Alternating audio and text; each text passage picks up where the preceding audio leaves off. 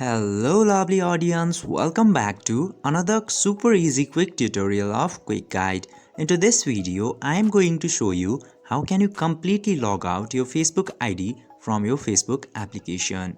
So without any further ado, let's dive right into this exciting video. Logging out your account from Facebook is actually very easy, but before we dive right into the process, make sure to like our video and share it with your friends if it helps you. Now let's begin. Simply open your Facebook application and from there just simply click into this three bars into the top right corner.